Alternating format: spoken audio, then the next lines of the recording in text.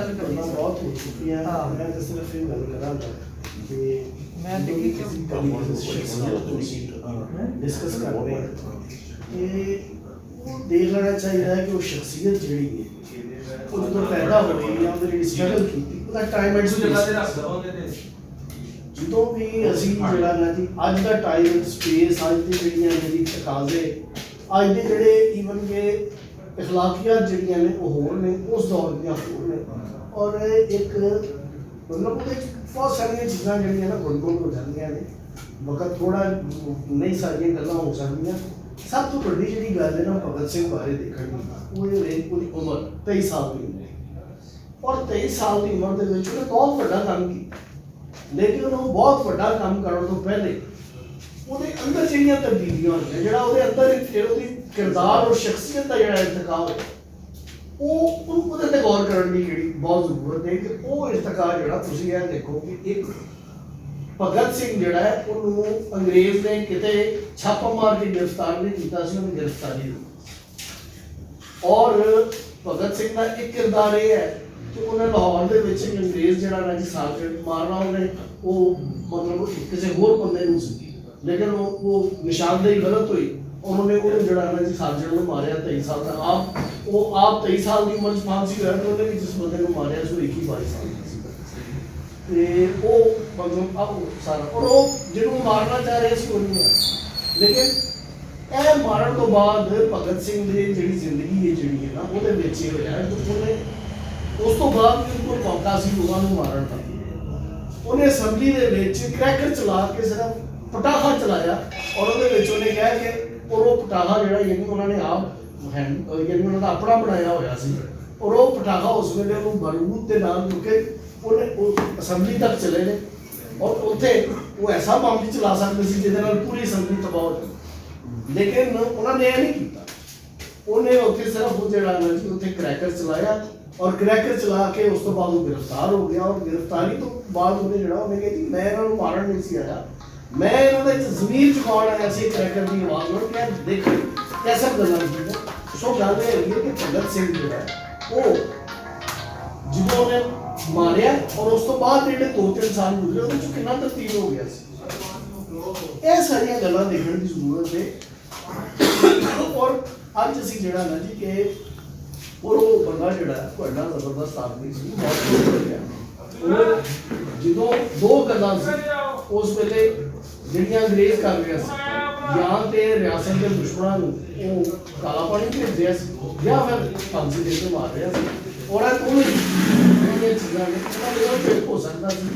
ਉਹ ਮਤਲਬ ਜਿਹੜੇ ਉਹ ਸਮਝਦੇ ਸੀ ਅੰਗਰੇਜ਼ ਕਿ ਨਹੀਂ ਇਹਨਾਂ ਮਕਾਉਣਾ ਹੀ ਨਹੀਂ ਉਹਦੇ ਤੇ ਜਿਹੜਾ ਉਹਦੇ ਤੇ ਟ੍ਰਾਇਲ ਹੋਇਆ ਉਹ ਬੋਗਸ ਟ੍ਰਾਇਲ ਕਿਹਾ ਜਾਂਦਾ ਜਿਸ ਤਰ੍ਹਾਂ ਉਹਨੂੰ ਫਾਂਸੀ ਦਿੱਤੀ ਗਈ ਬੜਾ ਔਰ ਅੰਗਰੇਜ਼ ਬੜਾ ਖੌਫਜ਼ਦਾ ਸੀ ਜਿਹੜੀ ਉਹਦੇ ਖੌਫ ਦਾ ਇਹ ਆਦਤ ਸੀ ਕਿ ਉਹ अपना जड़ा नहीं उन्होंने फांसी देने तो बाद उन्होंने लाहौर के जड़ा नहीं उसकी अंतिम संस्कार नहीं किया उन्होंने लाहौर तो बाद सतलुज क्रॉस करके सतलुज के दूजे कंढे से जाके उन्होंने जड़ा नहीं किया कि ये लाहौर बड़ा शहर है इतने फिर असं करेंगे तो इतने जो हंगामे हो सकते हैं सो उन्होंने खौफ से कि वो अगर हंगामे मेरी फुट पै सारा कुछ हो गया तो साढ़े को संभालिया नहीं जा सकेगा हालांकि उन्होंने दो गल्लां देखो जी भगत सिंह का जो केस चलिया उन्हें भगत सिंह की गिरफ्तारी तो बाद लोग वो बहुत सारे साथी गिरफ्तार हुए तो साथियों के विचों जिस तरह भुट्टो को फांसी दी गई तो भुट्टो के जोड़े अपने FSF चलाए गए लोग सी वो वादा गवाह बन के उन्होंने उसकी फांसी की रामवार की इस तरह भगत सिंह के खिलाफ सुल्तानी गवाह बने सी 5 वो साथी से जोड़े भगत सिंह की तंजीम का हिस्सा से उन्होंने 5 बंदे ने भगत सिंह के खिलाफ गवाही दी थी और वो फिर अंग्रेज़ों ने उन्होंने नवाजा सो गल है कि ये मतलब जो सारा है ना जो इस वे क्योंकि गल्लां तो बहुत हो सकती देखने किसी ने फिर जरूरत है कि वो तहरीक जी अगे जाके बहुत बड़ी तहरीक बन सकती थी अगर काम ना होता क्योंकि शुरू तो हाल होंगी कि पहले तुम मजबूत होवो ताकतवर बनो और जे जिस ताकत का मुकाबला कर रहे थे जो तो बहुत कमजोर हो गए हमलावर हो जाओगे तो ਤੁਹਾਡੇ ਜਿਹੜੇ ਮਕਾਸਦ ਨੇ ਉਹ ਕਦੀ ਨਹੀਂ ਹਾਸਲ ਹੋ ਤੁਹਾਡੇ ਮਕਾਸਦ ਜਿਹੜੇ ਨੇ ਉਹ ਬਜਾਏ ਇਸ ਦੇ ਉਹ ਜਿਹੜਾ ਟਾਈਮ ਫਰੇਮ ਉਹ ਜਲਦੀ ਹਾਸਲ ਹੋ ਸਕਦੇ ਨੇ। ਜੇ ਤੁਸੀਂ ਆਪਣੇ ਆਪ ਨੂੰ ਤਬਾਹ ਕਰ ਲਿਆ ਉਹ ਮਕਾਸਦ ਫਿਰ ਜਿਹੜਾ ਨਜ਼ਦੀਕ ਤੇ ਹੋ ਸਕੇ ਤੁਹਾਡਾ ਨਾ ਹੀਰੋਸ਼ਿਪ ਦੇ ਤੌਰ ਤੇ ਹੀਰੋ ਤਾਂ ਤੁਸੀਂ ਬਣ ਗਏ ਲੇਕਿਨ ਉਹ ਮਕਾਸਦ ਕਿਤੇ ਨਹੀਂ ਪੂਰੇ ਹੋਏ। ਇਸੇ ਲਈ ਅੱਜ ਜਿਹੜਾ ਤਾਰੀਖ ਲਿਖਣ ਵਾਲਾ ਹੈ ਉਹ ਹਿੰਦੁਸਤਾਨ ਦੀ ਆਜ਼ਾਦੀ ਦੀ ਗੱਲ ਕਰਦਾ ਆਜ਼ਾਦੀ ਦੀ ਜਦੋਂ ਤੱਕ ਜਿਹੜੀ ਹੈ ਨਾ ਉਹਦੇ ਵਿੱਚ ਤੇ ਭਗਤ ਸਿੰਘ ਦਾ ਨਾਮ ਲਿਆ ਜਾਂਦਾ ਹੈ ਕਿ ਇੱਕ ਮਿਲੀਟੈਂਟ ਦੇ ਤੌਰ ਤੇ ਆਜ਼ਾਦੀ ਦੀ ਜਦੋਂ ਜਿਹੜੀ ਹਿੱਸਾ ਲਿਆ ਲੇਕਿਨ ਆਜ਼ਾਦੀ ਤੱਕ ਪਹੁੰਚਣ ਦੇ ਵਿੱਚ ਜਿਹੜਾ ਕਿਰਦਾਰ ਅਦਾ ਕੀਤਾ ਗਿਆ ਲੋਕਾਂ ਨੇ ਉਹਦੇ ਵਿੱਚ ਉਹਦਾ ਨਾਮ ਨਹੀਂ ਲਿਆ। ਯਾਨੀ ਐਡੀ ਵੱਡੀ ਜਾਨ ਦੇਣ ਦੇ ਬਾਵਜੂਦ ਵੀ ਉਹ ਉਸ ਤੋਂ ਬਾਅਦ ਭਗਤ ਸਿੰਘ ਦੀ ਤਹਿਰੀਕ ਨੂੰ ਚਲਾਉਣ ਵਾਲੇ ਬੰਦੇ ਕੋਈ ਨਹੀਂ ਰਹੇ ਸਾਰੇ ਬੰਦੇ ਤਿੱਤਰ ਹੋ ਗਏ ਜਾਂ ਗ੍ਰਿਫਤਾਰ ਹੋ ਗਏ ਉਹ ਗੱਲ ਉਸ ਤਰ੍ਹਾਂ। ਔਰ ਇਹ ਰਾਜਾ ਸਾਹਿਬ ਨੇ ਜਿਹੜੀ ਗੱਲ ਦੱਸੀ ਹੈ ਬਿਲਕੁਲ ਦੁਰਸਤ ਹੈ ਕਿ ਕਮਿਊਨਿਸਟ ਪਾਰਟੀ ਔਰ ਭਗਤ ਸਿੰਘ ਦੀ ਤਹਿਰੀਕ ਦੋਵੇਂ ਅਲੱਗ ਚੀਜ਼ਾਂ ਨੇ ਉਹਨਾਂ ਨੂੰ ਗੜਬੜ ਨਹੀਂ ਕਰਨਾ ਚਾਹੀਦਾ। ਹਾਂ ਭਗਤ ਸਿੰਘ ਦਾ ਜਿਸ ਤਰ੍ਹਾਂ ਇਰਤਕਾ ਹੋ ਰਿਹਾ ਸੀ ਔਰ ਕਮਿਊਨਿਸਟ ਪਾਰਟੀ ਉਸ ਤਰ੍ਹਾਂ ਬੜੀ ਨਹੀਂ ਸੀ ਹਿੰਦੁਸਤਾਨ ਦੇ ਵਿੱਚ ਇਹ ਅਗਰ ਨੌਜਵਾਨ ਜ਼ਿੰਦਾ ਰਹਿੰਦਾ ਤੇ ਇਹ ਉਸ ਪਾਰਟੀ ਦੇ ਵਿੱਚ ਕਿਉਂਕਿ ਜਾ ਹੀ ਉਤਰ ਰਿਹਾ ਸੀ ਜੋ ਉਹਨੇ ਲਿਖ ਦਿੱਤਾ ਸੀ ਇਹ ਉਸ ਪਾਰਟੀ ਦੇ ਵਿੱਚ ਬਹੁਤ ਵੱਡਾ ਰੋਲ ਅਦਾ ਕਰ ਸਕਦਾ ਸੀ। ਔਰ ਮੈਂ ਮਾਸਟਰ ਮਹਬੂਬ ਸਾਹਿਬ ਦੀ ਵੀ ਗੱਲ ਮੰਨ ਲੈਂਦਾ ਕਿ ਇਹ ਅਗਰ ਐਡਵੈਂਚਰ ਨਾ ਕੀਤਾ ਹੁੰਦਾ ਤਾਂ ਵਾਕਈ ਯੂਐਸ ਧਰਤੀ ਦਾ ਲੈਣਾ ਤਾਂ ਉਸ ਤੋਂ ਵੀ ਅੱਗੇ ਕਿਤੇ ਚੱਲਦਾ ਲੌਜਿਕ ਮੇਰੇ ਵਾਲੇ ਤਾਂ ਉਸ ਟਾਈਮ ਦੇਖਦੇ ਆ ਜਦੋਂ ਵੀ ਬੜੇ ਸੀਰੀਅਸ ਕੋਈ ਮੇਰੀ ਜਦੋਂ ਦੇਖ ਹੈ ਜੋ ਕਮਿਊਨਿਸਟ ਕਿਸਾਨ ਜੋ ਕਿ ਜਿਹੜੀਆਂ ਕੁਰਤਾਂ ਆਵਾਮ ਦੇ ਖਿਲਾਫ ਸਨ ਉਹਨਾਂ ਦੇ ਖਿਲਾਫ ਅੰਗਰੇਜ਼ ਦੀ ਦੌਰੇ ਹਕੂਮਤ ਤੇ ਨਾਲ ਸੀ ਇਸ ਵਕਤ ਜੁਗੀਦਾਰ ਨਾਲ ਸੀ ਪੀਰਾਂ ਦੀਆਂ ਗੱਡੀਆਂ ਉਹਨਾਂ ਦੇ ਖਿਲਾਫ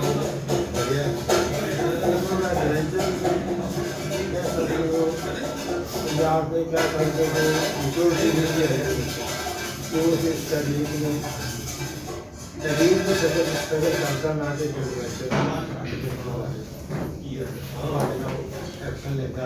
ਕਿਉਂਕਿ ਇਹਨੇ ਉਹਦੇ ਨਾਲ ਬੰਦੇ ਇਹਦੇ ਐਕਸ਼ਨ ਵਿੱਚ ਹੋਏ ਕਰੇ ਕਿ ਲੋਕ ਹਜ਼ਾਰਾਂ ਦੀ ਤਾਦਾਦ ਦੇ ਬਾਹਰ ਨਿਕਲਣ लेकिन नहीं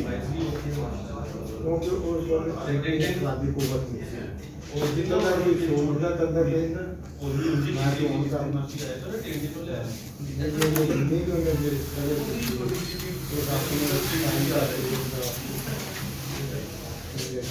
तो ये ठहर जो 10 मिनट ठहर जो ये टाइम लिखा है इस बात पे राज्य तहसील में जरूर पेश करना क्योंकि जब लाइका थी वो लोग भी कांग्रेस पार्टी ने नहीं उनके सामने भी नहीं हुई अल्टीमेटली वो बिलोंग थे वो पार्टी से हमारे थे नाम इनसे उन्हें देखना करता थी वो भी करना था जिसकी कांग्रेस पार्टी भी काटी लेकिन कांग्रेस पार्टी ने उस वक्त थोड़ी और की था मैं नहीं होगा भगत सिंह महाराज के तस्वीर पेश करना हमारी सरमायादारा के खिलाफ के खिलाफ थी मजहबी हिसाब संता के खिलाफ थी गड्डियां के खिलाफ इस लेकिन शहीद जोड़े जिंदा ही रहते हैं क्योंकि वो तारीख च जिंदा ने मारन वाले मर जाते हैं लेकिन एक किसी मकसद वास्ते मरने वाले हमेशा जिंदगी है गल्लां होईयां कि उन्हें एडवेंचर किया लेकिन वो ही किताब का मैं थोड़ा जिहा समा तुहानूं पढ़ देना कि वो कहता है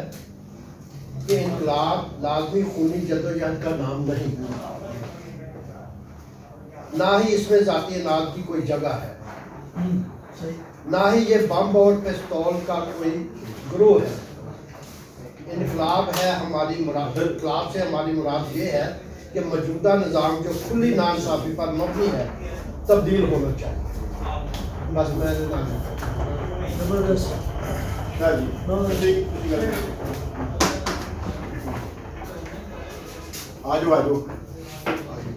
मैं सिर्फ इन्ना ही कहूँगा कि जद्दोजहद जिन्हें भी जद्दोजहद की है उन्होंने लोगों वास्ते जो मुस्तहिक ने या जिन्हों का हक मारिया जाता है वो हमेशा अगर इस राह के बहुत सारे लोग तारीख से आ जाते हैं बहुत ऐसे लोग होंगे ने ਜਿਹੜੇ ਗੁੰਮਨਾਮ ਹੁੰਦੇ ਨੇ ਉਹਨਾਂ ਦਾ ਪਤਾ ਹੀ ਨਹੀਂ ਲੱਗਦਾ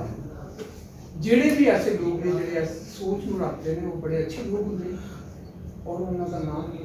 ਹਮੇਸ਼ਾ ਕਿਸੇ ਨਾ ਕਿਸੇ ਵਾਲੇ ਨਾਲ ਰਹਿੰਦਾ ਜਿਸ ਹਾਲਤ ਇਹਨਾਂ ਦਾ ਜ਼ਿਕਰ ਹੋਵੇ ਤੇ ਮੈਂ ਸਮਝਦਾ ਕਿ ਜਿਹੜੇ ਅੱਜ ਮਜ਼ਦੂਰ ਤਹਿਰੀਕ ਦੇ ਉੱਤੇ ਕੀ ਹੋ ਰਿਹਾ ਕੁਝ ਵੀ ਨਹੀਂ ਹੋ ਰਿਹਾ यूनियन पता ही नहीं कितने हैं मैं अक्सर मैं अपनी सोचता हूँ कि मेरा कि मेरी पोस्ट के बाद का भुट्टोइज्म लिखा मैं भुट्टोइज्म सिर्फ इस गल से याद रखना कि जो वो सी ना उदों हर जगह उत्ते यूनियन सा और यूनियन चो बड़े अच्छे अच्छे लीडर आए हैं बाहर वो एक ऐसा प्लेटफॉर्म सी जिस प्लेटफॉर्म चो अच्छे अच्छे लोग सामने आए और मैं समझदा कि जेड़ा भी अच्छी सोच रखता है जेड़ा मजदूर सोच और मेहनत कश दे नाल खलोता है वो बहुत अजीम शख्स है आज दे दौर थैंक यू ये अब्दुल रशीद साहब मैं शुक्रिया करना शरीफ जी का जिन्होंने बुलाया मैं कामरेड अब्दुल रशीद का मैसेज सब दी गल सुनी है बहुत चंगी लगी सभी ना भगत सिंह का ना आ जाओ बहुत छोटे होंदे ही ना अब्बू ने सानू लीडरां दे बारे दस्सिया ते बंदियां दे बारे भगत सिंह दे बारे ते कम्युनिस्ट पार्टी मिर्जा इब्राहिम दादा सुखदेव मंसूर तुसीं नाम लिखा फिर साई अख्तर तो घर आते होंदे सी साडे फिर मास्टर महाराज फिर वो ताया रफीक साहब दे रेलवे यूनियन सब आते सी ते गल्लां दसदे सी ते उर्दू दा दे लिखिया मजदूर दे बारे इन्होंने गल की मजदूरों के हक बहुत ज्यादा उन्हें सारी जिंदगी अपनी जी ने इस जदोजहद जी रही मैं राजे तस्वीर पेश करना भगत सिंह मैं आप सुनने उन्होंने किताब भी पढ़ी है मेरे छोटे भरा ने उन्होंने भी इलम है इन्होंने बारे बहुत है चंगा हीरो सी जिन्हें आज़ादी वास्ते कहना कुछ अपनी जान कुर्बान बहुत शुक्रिया जी अज बड़ी खुशी हुई कि ਅਸੀਂ ਆਪਣੇ ਪੰਜਾਬ ਦੇ ਇੱਕ ਬੜੇ ਵੱਡੇ ਹੀਰੋ ਨੂੰ ਯਾਦ ਕਰ ਰਹੇ ਹਾਂ ਪੰਜਾਬ ਦੇ ਬੜੇ ਬੜੇ ਹੀਰੋ ਪੈਦਾ ਕੀਤੇ ਨੇ ਉਹਨਾਂ ਵਿੱਚੋਂ ਇੱਕ ਭਗਤ ਸਿੰਘ ਵੀ ਉਹਨਾਂ ਵਿੱਚੋਂ ਇੱਕ ਹੈਗੇ नहीं और मेरी अपनी राय हिंदुस्तान के शायद इंतहाई विजनरी पॉलिटिशियन ਅਸੀਂ ਕਹਿ ਸਕਦੇ ਹਾਂ जो उस वक्त ये कह सकते कि इस चीज़ को देखना बहुत ज़रूरी है कि ਅਸੀਂ अंग्रेज के गुलामी तो निकल के किधर काले अंग्रेज की गुलामी से नहीं जा रहे और 75 साल बाद सानू बिल्कुल ऐसी एहसास है कि सानू कोई आज़ादी नहीं मिली असी पहले चिट्टे अंग्रेज की गुलामी च था तो हुण असी काले अंग्रेज की गुलामी च कोई अंग्रेज का निज़ाम कोई ACDC अज तक मौजूद है वही सारा कुछ अज तक मौजूद है आम आदमी की हालत उस तो ज़्यादा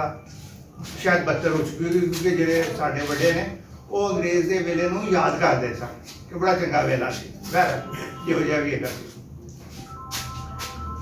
बहरहाल यह होया तो एडवेंचरिज्म है जिसकी कई लोग गल कर चुके हैं और उस एडवेंचरिज्म का नतीजा बड़ा यह निकलिया कि अज स्टिकर असी शायद बर्बाद होने डे हाँ अगर उस वक्त थोड़ा जहा इनू इन्ना ज़्यादा एडवेंचर ना किया जाता तो शायद इस खिते की तारीख ही कुछ होर होनी सी उन्हें गल हो रही थी कि यूनियन उस हम बिल्कुल ख़त्म हो चुकी हुई है और भुट्टो साहब के ज़माने तक यूनियन रही है इसमें कोई शक नहीं है असल यूनियन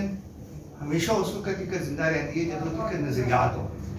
जो नज़रियात ख़त्म हो जाए ना फिर यूनियन भावें हो गए उन्होंने पॉकेट यूनियन ही कहते हैं जो सरमायादार का तहफ़ुज़कारी होती है और सौदाकारी होती है मजदूर का जो कि हम सानू साफ नज़र आता है क्योंकि नज़रियात मिलिया मेट हो चुके हैं और भगत सिंह तो बाद जिन्होंने लोगों ने जिन्होंने से कहना है कि जी आज़ादी दिलवाई पता नहीं उन्होंने की आज़ादी दिलवाई लेकिन बदकिस्मती नाल अज वो लोग हीरो ने और जिन्होंने हीरो होना चाहिए सी उन्होंने अज असी 40-50 लोग मिलकर मना रहे हैं और उन्होंने याद कर रहे हैं बहरहाल याद असी करते रहांगे और यह लोग हमेशा जिंदा ही रहेंगे और जिंदा ही रहेंगे जी बहुत